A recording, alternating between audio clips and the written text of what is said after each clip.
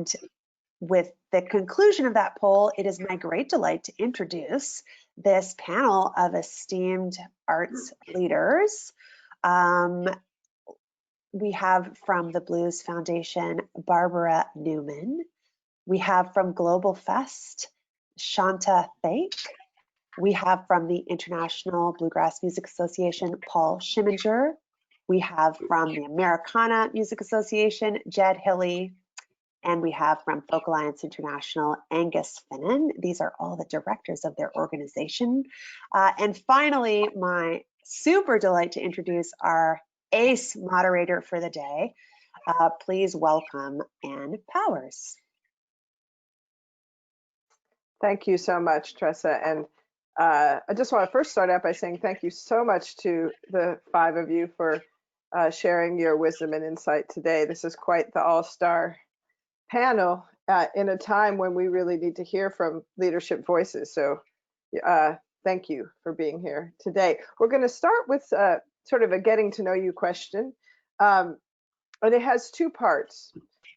One is about looking back and thinking about one of the most positive things about how you got to where you are today. And another is thinking about challenges. So what role, mentor, event, or influence was the touchstone that led you to the position you have today? It's a hard thing to decide on one, but if you had to choose one, and then in tandem with that, especially given all of the challenges we face in this moment, what absence, obstacle, or issue that you've perceived has motivated the change that you are enacting in your organization today as we all confront and go through change? We're gonna start with Aengus. Hi, thank you. Yeah, it's an interesting question because there are lots of people that influence us in a life, but in terms of this role and this field, I think for me it goes back to my parents and growing up on a farm in small town Ontario. My parents were actors originally, and my father ultimately ended up running a theater in Cobourg, Ontario, and a festival associated with that. And I remember watching him come out on stage to introduce artists, but to welcome the community to their theater or to their festival. And I remember, it must have been about 12 or 13, but having a profound sense of that his job and his responsibility was to make sure that the community felt like it was their place and that it wasn't his to program or run, but even if he was doing that administratively behind the scenes. And that little nuanced language stuck with me. And I think the obstacle now, mapping that forward decades up to this role, is appreciating that the person who's on the stage or the person who's in the leadership role, as well-intentioned or inclusive as they are in those little nuanced languages, still visually represent and in terms of their own culture and practice and bias, represent who they are. And so while I carry forward that sort of community welcome into the way I work, I am not necessarily all of the community. And so I think one of the challenges is how we evolve leadership to be more representative and what succession planning looks like. Thank you for starting us off with that important foregrounding that question at the very beginning of our conversation. It's so important. Barbara, what about you? What inspired you? What challenge inspires you? Where I started with this is going back 25 years or more. My husband is a notion that music events is not-for-profit entities, and we started a series of concerts, and that in my leadership and money in banking sort of led me to this confluence of the starting, and it felt, I love the music, I love music. I grew up in Memphis, And the blues is very much my heart, having lived in this community. And I had to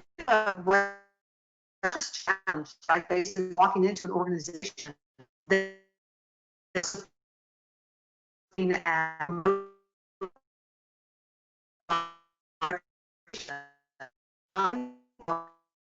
Barbara, I'm going to stop you for a moment. Your connection is cutting out. Maybe, I don't know if there's another spot in your house. Way net so that I can. It says it's restricted. Are we good? I'm going to let you have a private chat with the tech person, and while you're fixing that, let's ask Jed that question. And we'll come back to you, Barbara. And you got to unmute yourself, Jed. Technology, it's complicated. That's fun. I'm not used to muting myself in the first place, but I wanted to start by saying thank you to Aengus, Teresa, and the Folk Alliance for bringing us all together, and for Anne for joining us in moderator role. It's been a great pleasure to work with all of you. Shanta, I look forward to working with you in the future as well. You're newer to my world, so I'm jealous that the others have had relationships and in the past. This is a great panel. My inspirations and challenges. You know, how I got to Americana was a circuitous route of always loving music, ending up in a rock band, which, like most, imploded, put me into a music industry path at Sony Music, where I spent 12 years doing 8 different jobs, never staying in one job for more than 2.5 years, which was like a masterclass graduate course in the music business.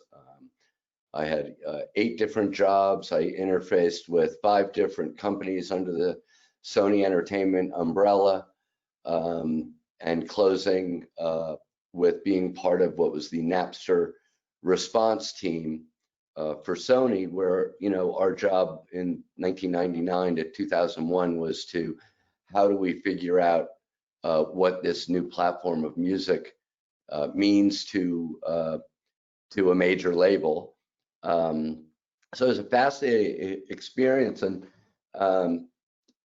I always felt I was really good at supporting people, and I liked, you know, I had great mentors at different times, great immediate supervisors through my tenure at Sony, and I'll blame it on my therapist. When I moved to Nashville and I didn't know what I was going to do, she basically said, well, why don't you run something instead of helping someone else run something? So that was, you know, a little personal mark. I was like, oh, well, I'll think about that and see what happens. I moved to Nashville after 9/11. I had previously lived in Lower Manhattan, and it was time for me to get out of Dodge. When I got to Nashville, I met the late Barbara Orbison, who was Roy's wife and second wife for many, many years. And Barbara asked me to run the estate of Roy Orbison's music, which was a great entry into Nashville because I'm not a country music person. I don't understand the rhyme and reason of having radio be the primary element to marketing. One great line Barbara said to me as we were celebrating what would have been his 70th birthday, and we were re-releasing a recording that he had done in 1972. And we had it, digitally remastered. It was a concert in Australia, and I had written a press release and sent it to Barbara, say, hey, this is what's going to go out tomorrow. And Barbara calls me up, and she said she had a fabulous German accent. And she said, "Baby, we do not market Roy. We remind people that he wrote 20 of the greatest songs of all time." And it kind of took me back a little. She was totally right. Obviously, we had an artist who was no longer with us at that time, having passed several years earlier. But the essence of that is the essence of Roy Orbison, and understanding that that greatness and that appreciation for art was something that I'd always felt, but I'd never put it into words like that. So when I had the opportunity to run the Americana Music Association, I had the opportunity now for the second time in my life, but really for the first time in my life, where my job, it's like I don't feel like I market the artists that I represent. I feel like I advocate for the community, for the artistry, and I do my best to appreciate that.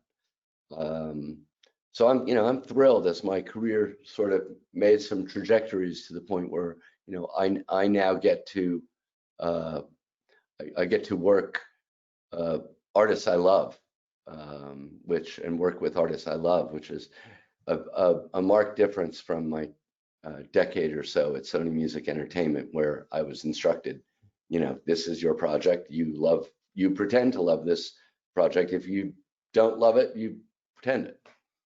How about your biggest challenge, Jed? What's your biggest challenge right now? Well, right now, my biggest challenge is to be optimistic and remain realistic. And it's a critical balance, as y'all know, Americana Fest, our event, most of our events aren't happening the same way this year. We're adjusting to virtual, but I'm terribly saddened that we won't be able to get together as a community like we have in the past. I'm grateful for opportunities like this to see my colleagues and friends, but I'm also really saddened by for the club owners whose businesses are in jeopardy. I'm saddened for the artists whose livelihood is troubled at best. So trying to be optimistic and figure out what that path is, and trying to create something that's unique and beneficial for the community to experience and hold on to. Paul, let's hear from you. What or who inspired you, gave you that spark, and now what is giving you the spark of challenge? Well, I've been very fortunate to have a number of mentors along the way. First of whom was my father, who was a successful businessman who and a coach, and I watched how he included everyone, and whether that was the CEO all the way down the line to someone he just met in a hallway on the way up in an elevator. He engaged everyone, cared about everyone, and also he took a lot of pride in his own work and his own responsibility. He worked exceptionally hard. Maybe I took too much of that with me, and I probably need a little better balance. But seriously, watching his work ethic and how he treated people and how he communicated with people was kind of that first impression that was left on me. And after that, I was fortunate to have some bosses along the way who became mentors, and then colleagues alongside of me. And I was in the financial services business for 30 plus years. And my job now is a collision course between a professional career before and a passion for bluegrass music, which I had been playing off and on and loving since I was about 16 years old. So really watching on the professional side, those who approached their world, as I call it, true leadership. And leadership is both organizing and putting forth decisions but it's also serving.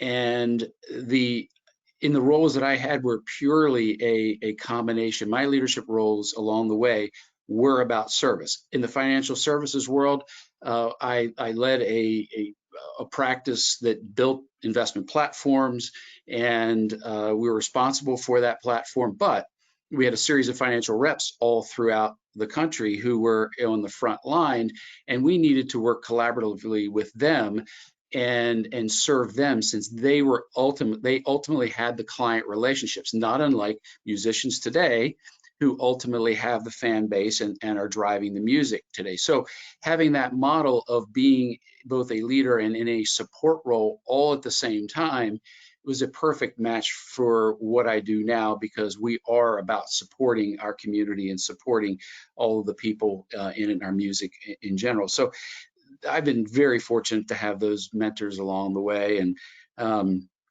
so that would be the primary. Now, as far as how that translates into today and the challenges of today, I would say a few things. One, the bluegrass music community is certainly a highly diverse one, and socio-politically and musically.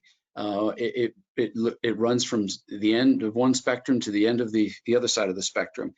And managing that in terms of a collaborative effort is not always easy, because bluegrass music is a family. Families have strong opinions and they have a passion. And there is a lot of passion for our music and a lot of strong opinions.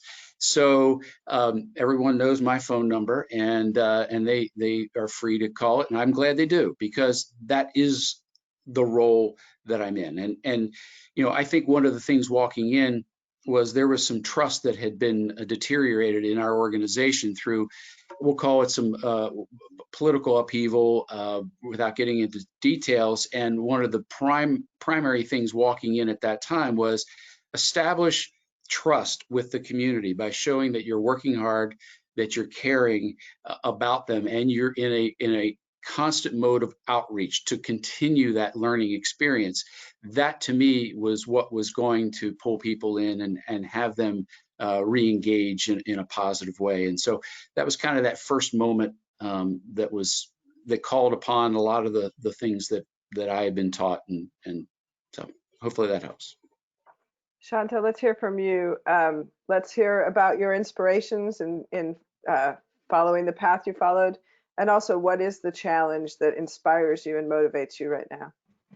Yeah, I would say, you know, in this moment, I think what I'm thinking about as an inspiration is my grandmother, who was a Kathakali singer and sang for Singapore radio. And just that sort of constant low hum of Indian classical music in the background of my childhood, and really recognizing the sort of beauty in that alongside the folk traditions I was growing up alongside in rural Wisconsin and then Indiana.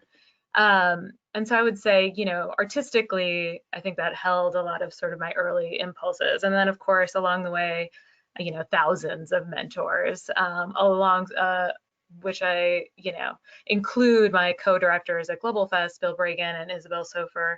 And I think the way that, you know, I started at globalFest in the beginning, we're moving into our 18th festival, but became a director of that festival 5 years in. And I think that the way that leadership model, which is 3 volunteer co-directors, which I don't necessarily recommend in most circles, but I will say that sort of shared leadership model is one that I find very generous, and is really, we really attempt to capture our own experience, but also reflect the field. And globalFest's mission is about serving the field, meaning presenters across North America, in terms of bringing some of the best music from around the world into stages across the country. So we try to take ourselves out of it, but also really hold that we come from very different experiences and bring that into the space. And I think that's been an incredible learning experience, working alongside of them for the last 18 years. And I would say the challenges are so multifold at the moment. It's hard to pinpoint. I think that we're thinking about, first of all, running an international festival and what that means. We started globalFest at a time right post 9/11 when all the borders were closing, and to offer a salve against the xenophobia that was ravishing our country. And I think in any time of crisis, the trend towards conservatism in all ways tends to push forward. And I think we're seeing that again in many ways, and we're also seeing the opposite of that. And I think a real push for radical reimagining. And I am excited to be a part of that and to think about what that means for music. I think the real challenge of how to represent internationally, when we also are seeing that we have a deep need to actually have significant social diplomacy in our country between Black bodies and the rest of us, and recognizing that that is a place that we need to spend some energy as well. So I think, and of course, the deep, incredible traditions of Black music from across the world, and certainly in this country. So I think we're thinking about all of those things, and we're, I think, optimistic that this is a time of reckoning, but also a time of breaking open. Thank you for that. First, I want to say I'll direct the next question to you first, Barbara. I'm sorry that you had those tech problems, but in that response that we just had, wonderful sharing, a few words came up that I think are really important to uphold and also interrogate. And those words are community, family, collaboration, leadership. I think one thing that we're all dealing with in whatever way we work within this industry and community is redefinitions, fundamental redefinitions of those terms and how to approach them. So in that spirit, I'd like to ask about how you are dealing with change now. And again, I also want to just openly acknowledge we have a twofold cataclysm happening right now in our communities. There's a practical cataclysm, as Jed was alluding to, about we're all online. All of us are so centered on live connection and live music and that community. And how are we keeping our spirits alive as we're going through this cataclysm? And then there is an ontological cataclysm, really facing the original sin of America, the racism in this country, the need for all of our organizations to constantly interrogate ourselves about who are our leaders, who is our community, who is the audience, who are we serving? So those are these really deep questions we're kind of trying to deal with at once. So how, as executive directors, do you create change while remaining in service to your membership, to your board, to the larger economy? This is a huge question. So take it, Barbara. Thank you. And so I'll go back to where I was when I think we lost, because I think it answers some of the questions you just asked. The biggest challenge that I've been facing came about from the very beginning, because I'm representing blues music specifically. It's a very specific genre, and it was a music that came out of African-American oppression and suffering and was created by African-Americans. And yet here I am leading an organization that has always been led by white people. I'm the first woman. And we have to recognize and preserve the heritage of the music and acknowledge where it came from. And so I dipped my toe very quickly into those challenges by looking at processes. We curate a number of awards processes, challenges, opportunities, and how do we consider equity? How do we make it fair so everybody has equal opportunity to participate? Has there been cultural appropriation of music? These are hard questions. And so from a leadership point of view, from an administrative point of view, considering every panel, every conversation, how do we bring everybody to the table? How do we make sure that for instance, our Blues Music Awards, which is our biggest awards program, nominators represent all musicians and all creators, that they're not exclusively or mostly white or mostly men. So we've been bringing more women and people of color into the decision making as well as into the music creating. And that even includes in looking to create a board of directors that has equity of representation as well. And then to open the discussion, we opened the discussion about race and about how it fits into blues specifically 2 years ago at the International Blues Challenge, ahead of where we are today, and certainly not knowing where we'd be standing today culturally and within our country, to say, who created the music? Where does it come from? Who owns the music? How do we work together as a community? And I think that as leaders, our job is to open the conversation and create a situation where everybody can be at the table to be a part of the conversation. We certainly can't own the answers. We don't know them any better than anybody else does. I love the way you put that, and I open it to the floor and add, how do we continue to pursue this urgent need to make sure that a diverse and inclusive group is at the table when we don't know what the table is, when the table has changed, when the room has changed? How do we cope with our practical economic challenges that Jed alluded to, and also keep front of mind this deep ontological philosophical need to change? Shanta, I'm seeing you like shaking your head yes. No, that's the question, right? I mean, I think we saw how, again, in this time of crisis, what happened is that it broke open again all the systems that are disproportionately weigh heavily on Black and brown bodies in this country. And so I think it's our responsibility in these moments this is the time. We have to interrogate all systems, and not just interrogate systems, but, listen differently, really maybe stop for a little bit and really think about what other conversations might be happening that we need to, ask, can we sit at that table? We've been thinking all the decisions are happening at this table over here, but wouldn't it be great if we sort of moved our focus to a different table entirely, or a different set of folks that have plenty to offer and have been affected very differently in this time. So I just hear that I feel that in every single minute of my day, both at globalFest and at the Public Theater, and which is my other hat. And we just spend a lot of time thinking about exactly these things. It's the system runs very deep. We're all a part of it. And what are the ways that we can sort of see cracks to build something new?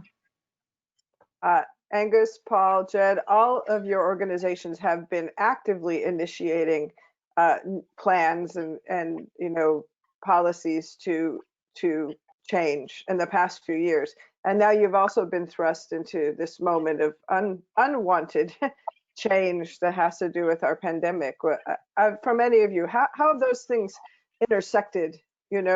Moving toward change, suddenly you're encountering a different kind of change. How does that work? I'll start by just saying, I think you have long-term challenges, and then you have we'll call it the more cataclysmic, immediate challenges that hit you at the moment.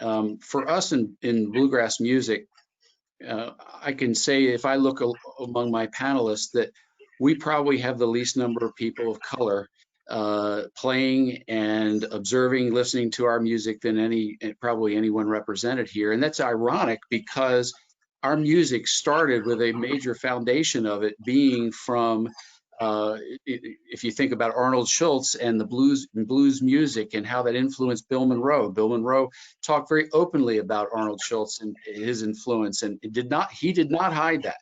And the banjo came from Africa. It then was an instrument of African American musicians and old time musicians that made its way into our music.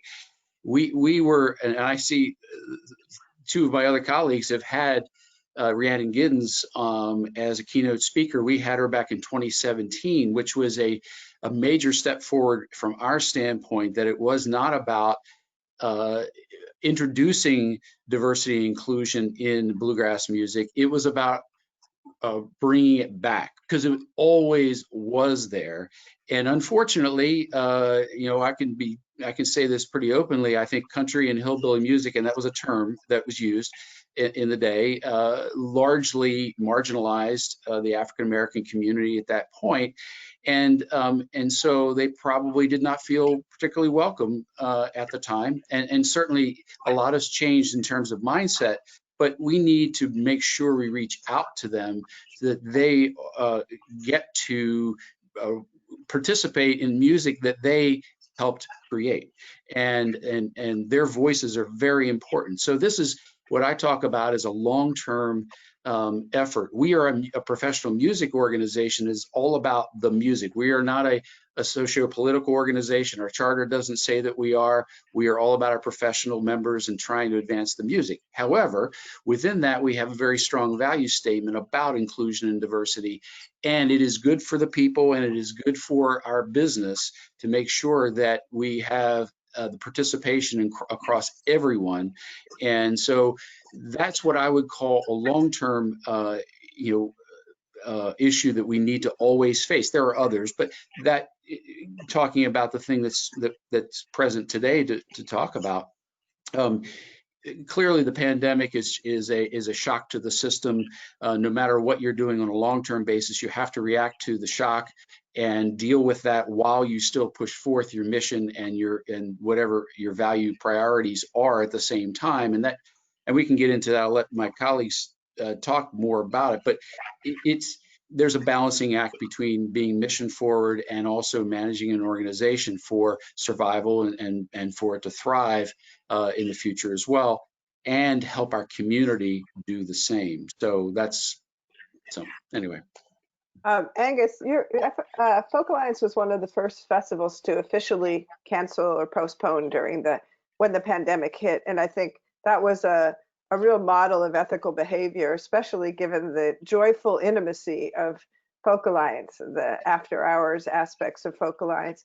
How can you foster the kind of intimate connections and community out of which change grows when we are all in a virtual setting?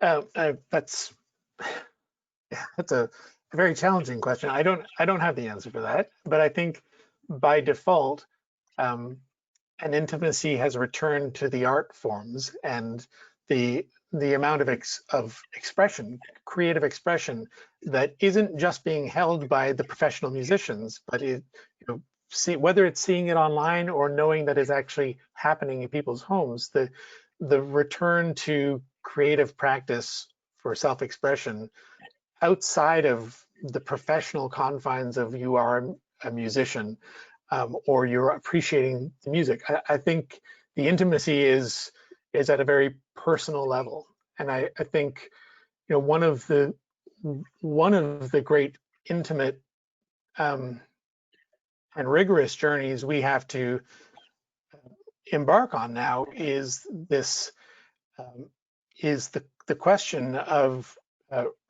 racism within our communities and our organizations. And I mean, even for myself, it's only very recently, like in the past few weeks, that after a lifetime of trying to understand everything, that some things have actually settled with me in a fundamentally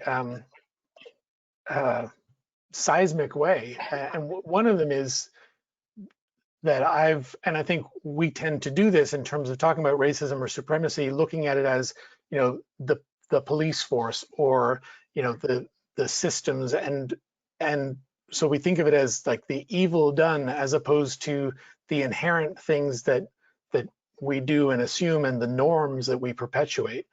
And I think it made me think about when I was first touring as an artist and, excited to be out there and doing my thing.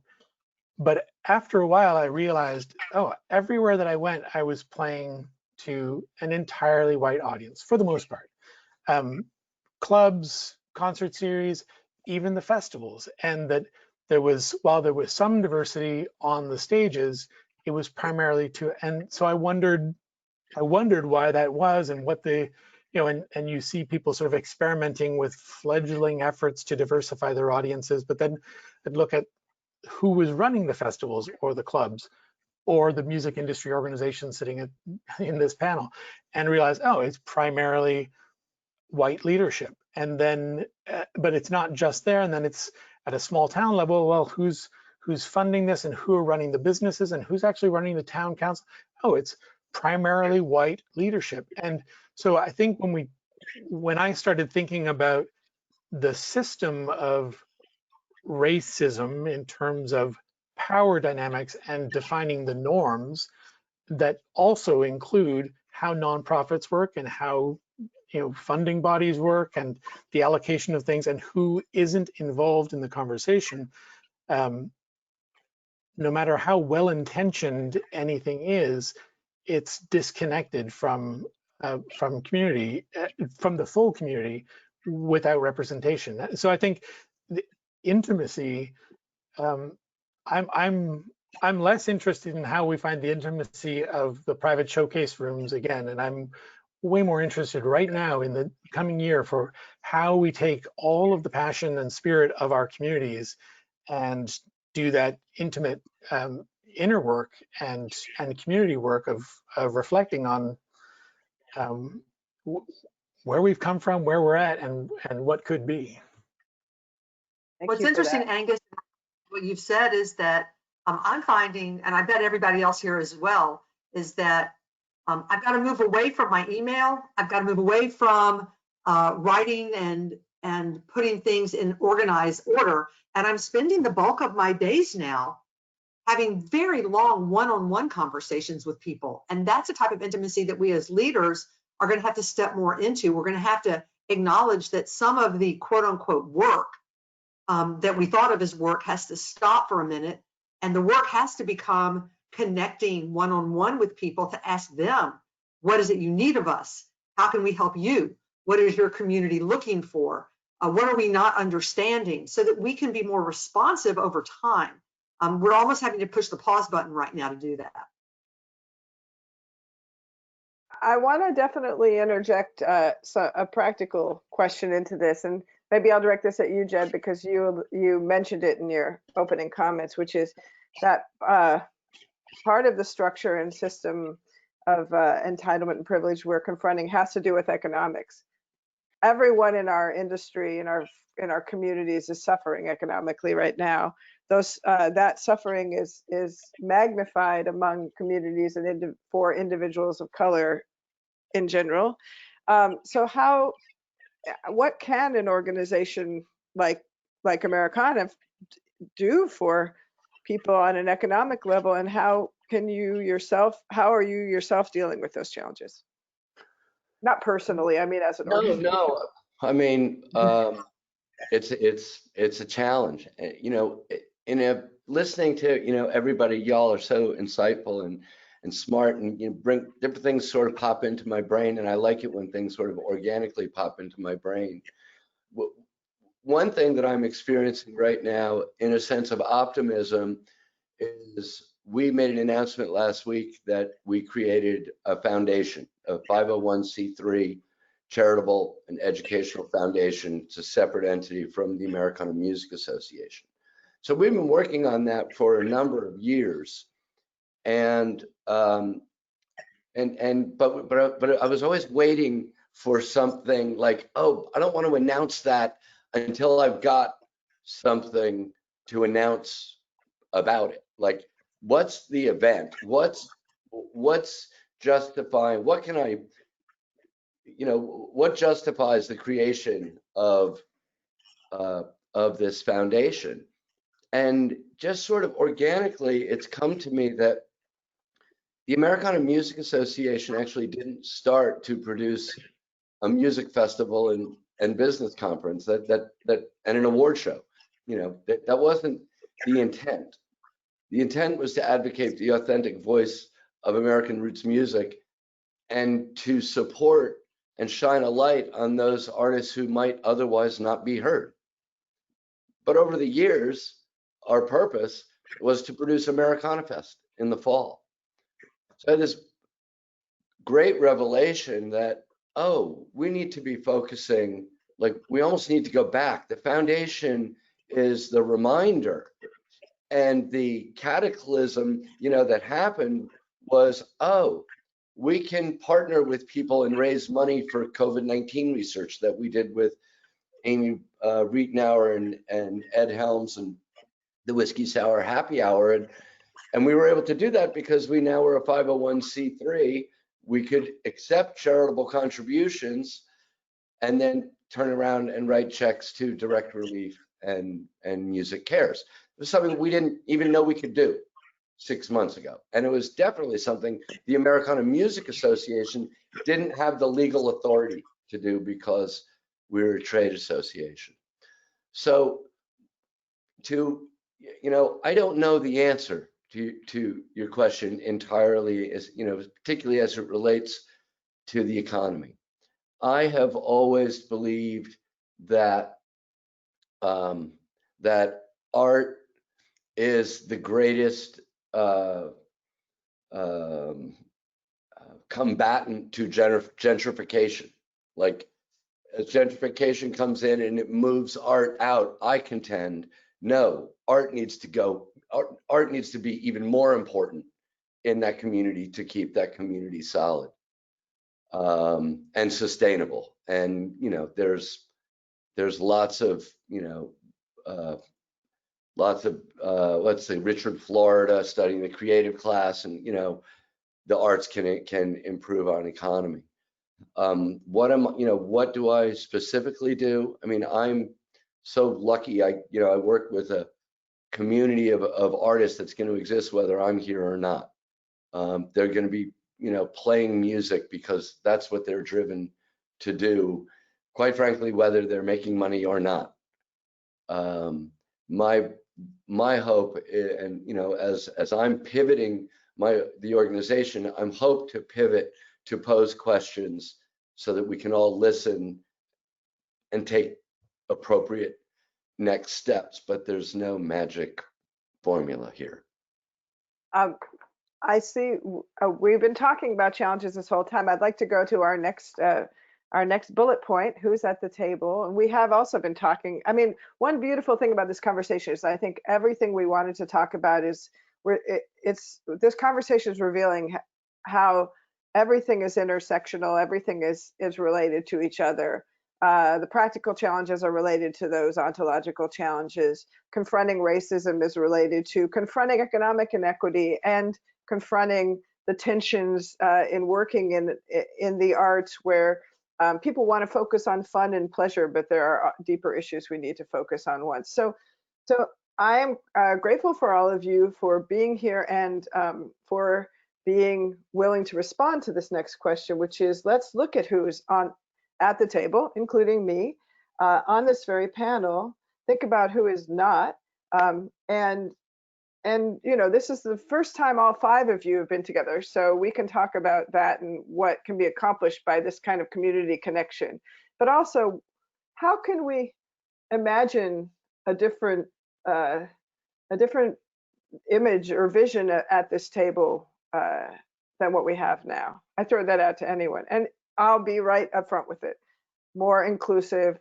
There are no Black participants in this panel today. We're very upper middle class, etc. How can we imagine? How can we work in a practical way, not just imagine in a lovely metaphorical way, changing who's at this table? Who wants to grab that? It's a hard question, but I know y'all are willing. And Barbara, you were talking a little bit about how you're doing it in your organization. I saw that Shanta had her hand raised, so I'll defer to her for now, and then I can explain some more. Sorry, I didn't see your hand, Shanta. No, it's okay. I was thinking, I was thinking that it might not be practical in this, that we have to really think about the ways that we have pressurized and moved towards efficiency in systems, and need to really open up things, which takes more time and is much more can be a little bit more, hopefully have our intention match our impact a little bit differently. And I also think, I've been thinking a ton, and not to move away from the race conversation, which I think is so critical to every conversation.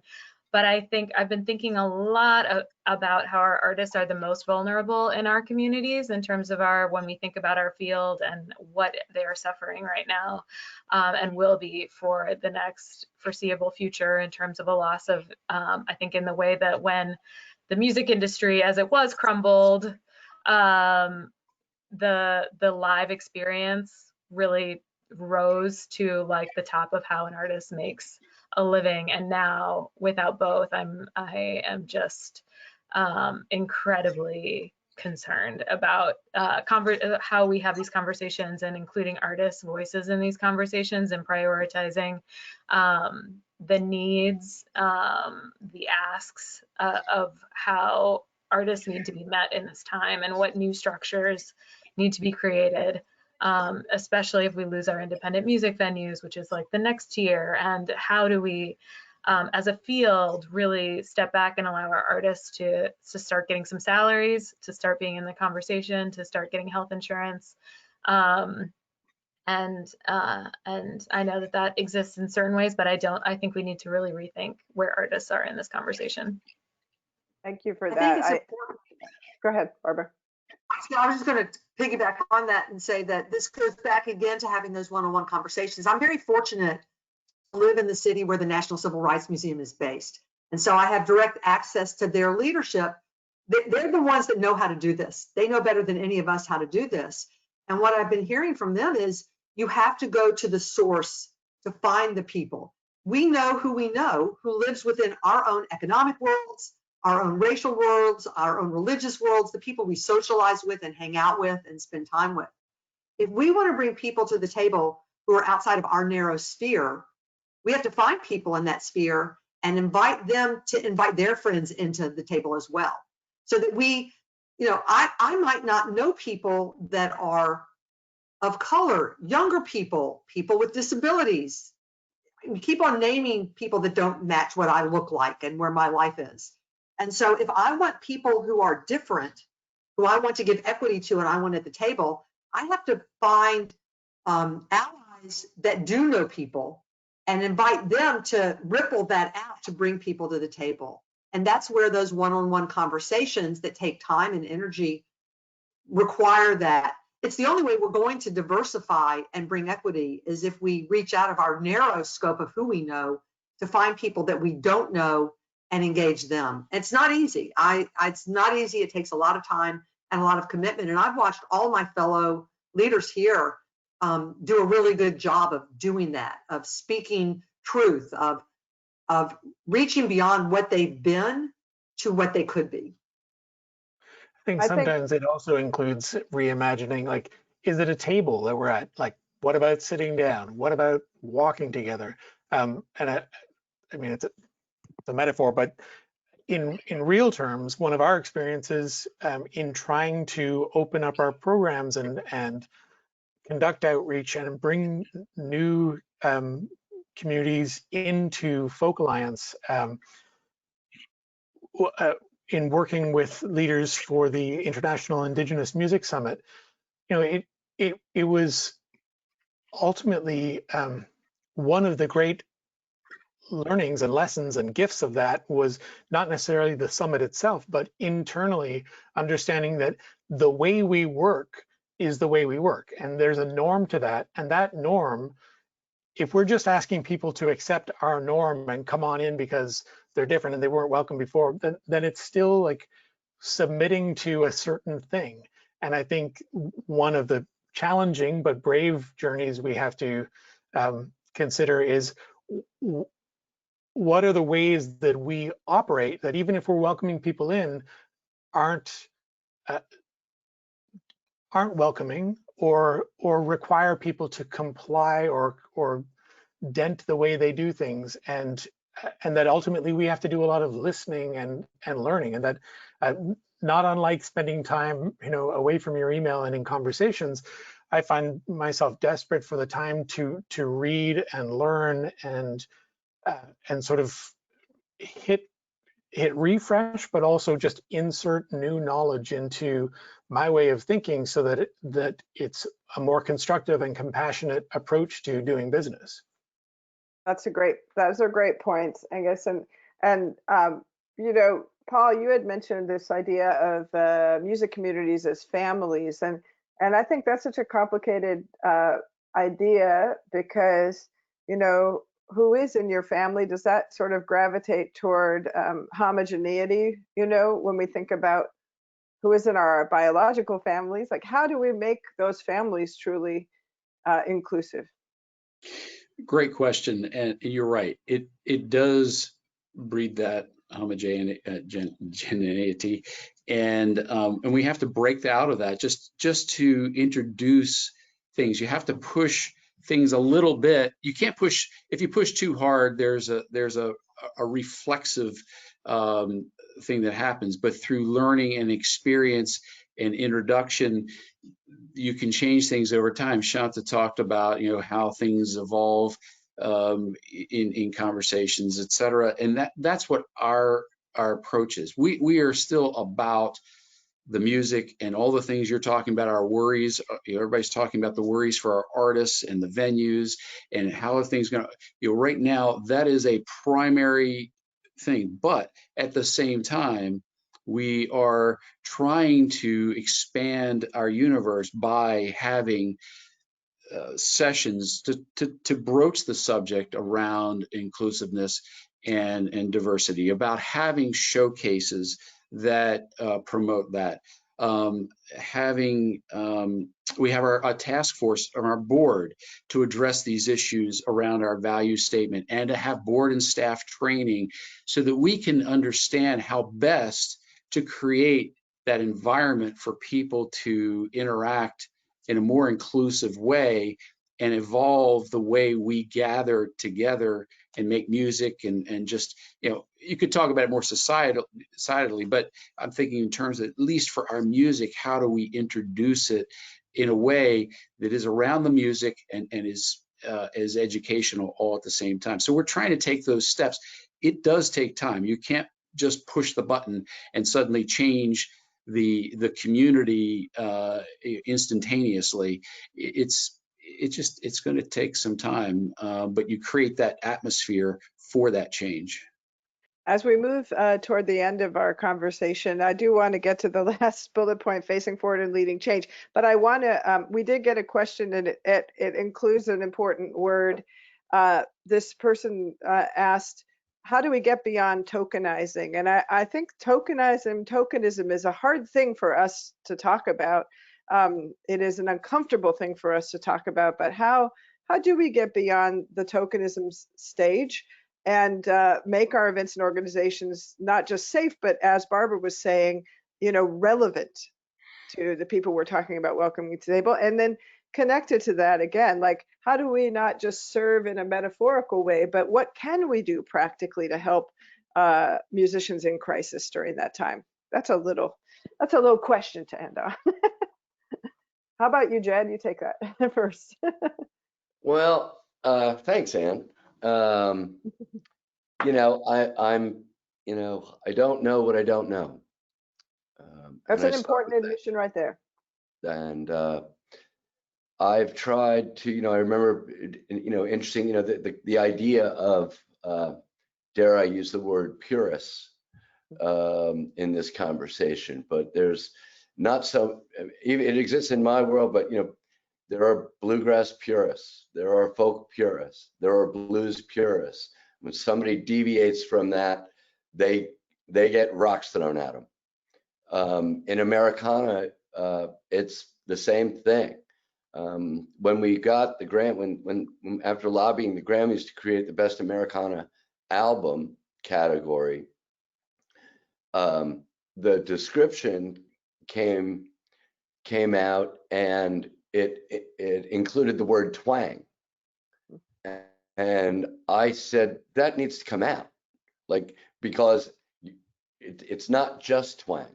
There's you know, there's a greater representation here. And if you're using the term twang in a description of what something is, well, that's going to be exclusionary. When my organization started, it was because there were people in my community that felt like the country music establishment, it was a reaction, weren't paying attention to Emmylou Harris and Roseanne Cash and Steve Earle and their like. When this organization was created, it was created out of rebellion for another organization being exclusionary of these artists that they love. So I have to keep that in mind as I move forward. Not only do I not know what I don't know, but I need to listen. And you know, we consider the greater conversation. And I try not to tell any of you or anyone what is an Americana artist, because I value the artist first and foremost. And I've joked about, you know, if Emmy made a record with Skrillex, it actually wouldn't surprise me because she's an artist. And that's what comes first. In terms of reaching out, yeah, it's hard. I am proud of you know, our organization's partnerships with the First Amendment Center, and you know, having an award where we recognize freedom of speech in music. I was as proud as anything I've ever done making a partnership with Henry Hicks and the National Museum of African American Music last year, and we co-presented an award to recognize and honor Rhiannon Giddens, John Jeremiah Sullivan, and Frank Johnson, the band leader from Wilmington, North Carolina in the 19th century. Making those kinds of connections allows me to do things together. And I'm constantly looking for those types of connections and partnerships which can help to expand the platform for all of us. Let's continue. We only have a few minutes later. I'd love for all of you to take on this question of, you know, how do we move forward, and specifically thinking about in a year, what do we hope to have accomplished in a year? What will the landscape look like in a year? It's almost impossible to know, but how are you moving forward in a practical way in this uncertain time? I guess I'll throw that to you, Shanta, first. I was hoping to have a little time with that one.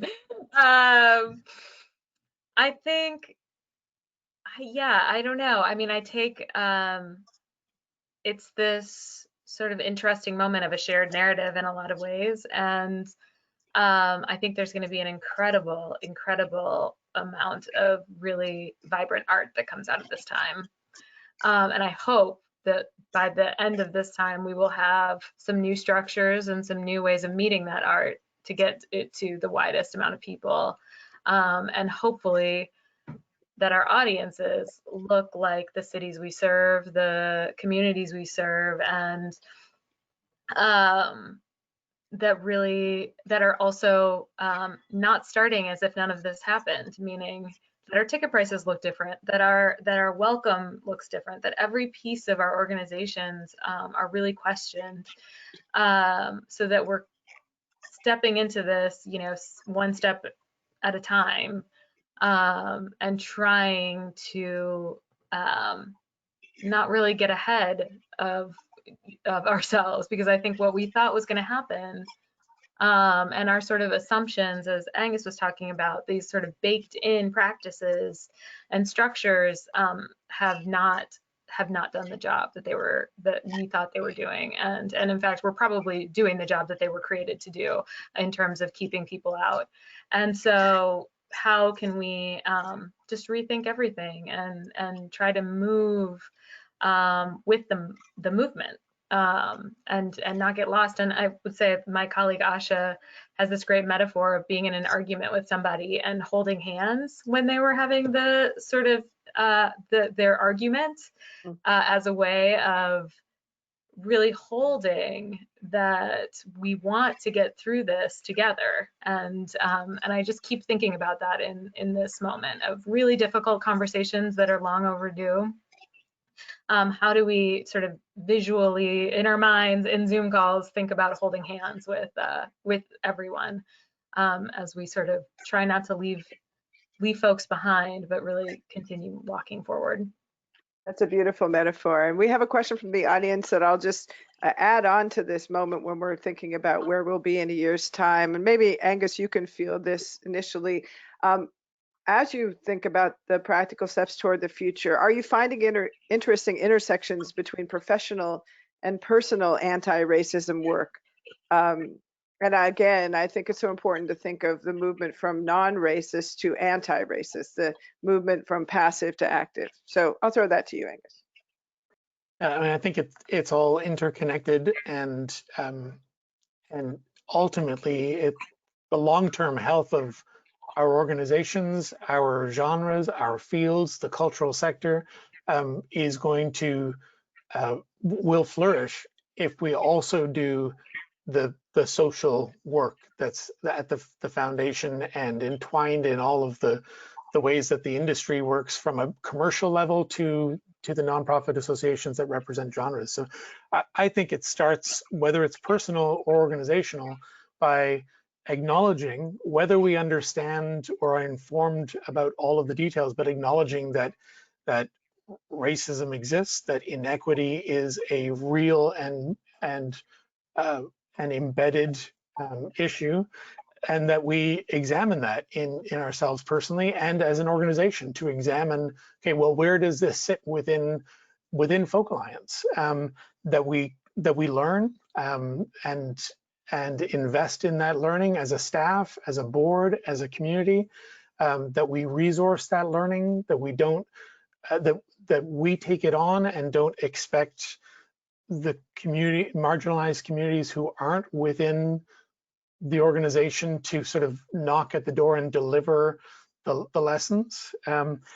That from that learning, we articulate where we stand, what we've learned, and what we believe as an organization, and that articulation becomes our accountability internally and publicly. And it also allows us to act. And articulating what those values are and what we intend to do means that ensuring that we diversify our board, ensuring that we look outside of the normal respondents to job postings, ensuring that we shape and shift the way we present showcases, and that there's only so much we can act on or build based on what we learn. There's also the engagement of the broader community, and sort of part of leadership that's really challenging to do, and there's ego involved, there's structure involved, is to actually let go and let other people take some of the authorship and take some of the responsibility and resource that, and let things move forward without always managing all of it. And that can be messy and clunky and not deliver on the timeline we're used to, but I think it's a fundamental part of that commitment, and ultimately that leads to transformation, personal or professional. Paul or Barbara, would you take on the question? Sure. When I look at the year ahead, I'm not sure there's a year. There's a ramp, and 1 year is just one timeline on this long ramp. And I look at the changes kind of becoming three-dimensional at this moment. We've had, I know in our bluegrass world, which isn't unlike many of the music communities, we've had this amazing run for roots music. So in one sense, there's been this surge of appreciation and love for bluegrass and other roots music forms, because people want to get away from the more commercial, highly produced versions, etc. They want to get back to musicianship and real songs and stuff that's meaningful to them. So that has been on the rise, and that is also coupled with the artistic diversity that's going on musically. Think about bluegrass is growing in different ways. There are influences, there are creativity that's always mixing in. So that's inviting new people in. So there's this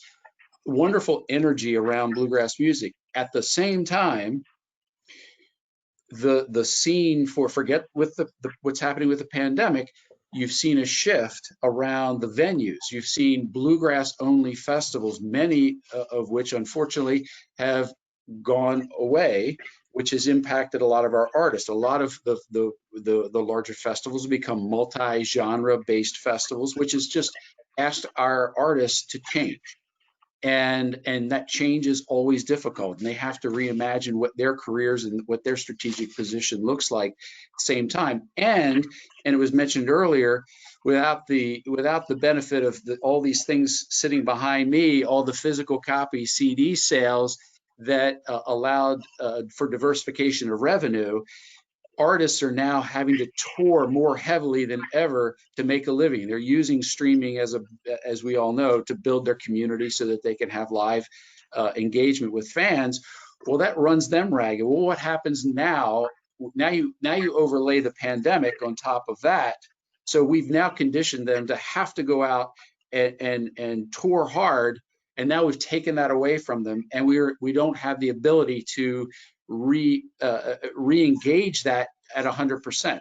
There's going to be this slow ramp up. What happens for all these? In our world, it's a lot of bands. So we probably have more band-oriented music overall. Well, the construction of bands becomes a stressful thing. A lot of people are going to work elsewhere. Well, when are they going to quit those other jobs so that they can go back on the road while it's ramping up? What happens to all these venues, as mentioned earlier? Some people are saying up to 90% of the small venues, music venues, may go away because of this. I mean, that's a crusher for our community, and something we need to really help in this time, is to help navigate through not only the larger scale shift, but now what the pandemic has done to magnify and exacerbate the issues that our music community faces. And then on the third dimension is everything we're talking about around all the change in the community itself and how that's evolving. And so all of that's kind of coming together. I am happy that Barbara will have the last word. We only have a couple minutes, Barbara, but being in Memphis, really, the pandemic is hitting hard. You're working with communities of color. You're working with a town that tourism, relied on tourism so much. So much of what we've been talking about is centered in your work and your community. So take us home with a quick answer about how you're navigating the next year. It's interesting because I think that there are two approaches. When the pandemic hit back in March, the first thing we had to do was react. We had the Blues Music Awards coming down the pike. Beale Street was active. It was getting ready to shut down. We had to immediately, in a very short period of time, pivot from a live event to a virtual event. We knew that our musicians were struggling already by March, and we were able to immediately put together a COVID-19 relief fund where we've already helped, close to 160 musicians with housing and utilities and things of that nature. So when things like this happen, you have to react immediately. You can't just wait. And then once you've caught your breath, that's when you can stop and start having more long-ranging, intelligent discussions about being proactive. What is this going to mean longer term for our community? How are we going to pivot in a broader sense to help them now that we can breathe a little bit and we know what's coming down the pike, whether it's rule changes for award processes, whether it's what Paul and Jed are having to do with a little more lead time to go from conferences where people came together and community was built in person to creating community virtually. And we're going to be facing that with the International Blues Challenge. How do we encourage our musicians to start writing music about social change and social injustice? How do we better educate our staff and our board about marginalization and racism so that we as a group can do better? And these are all questions that we're asking now as we slow the train down to look ahead and recognize where we are and where we might be going. There's so many unknowns, but we're not in reactive mode anymore. We're at that place where we can start being proactive. I love it. Thank you so much. This panel's been incredible. I really value your openness and your willingness to face the future. We're going to get there together. Thanks again. Thank you to everyone for joining this webinar presented by Folk Alliance International. A huge thank you to our esteemed panelists, Shanta Thake, Jed Hilly, Paul Schiminger, Aengus Finnan, Barbara Newman, and of course, Ann Powers. Wonderful job, Ann. This webinar will be made available as a recording on the Folk Alliance YouTube channel. Please do take a moment to provide feedback about today's webinar by responding to the survey that will appear when the webinar ends, including suggestions of future topics you would like to see us present. Stay safe, stay connected, stay in community, and we'll see you all next time, everyone. Thank you so much.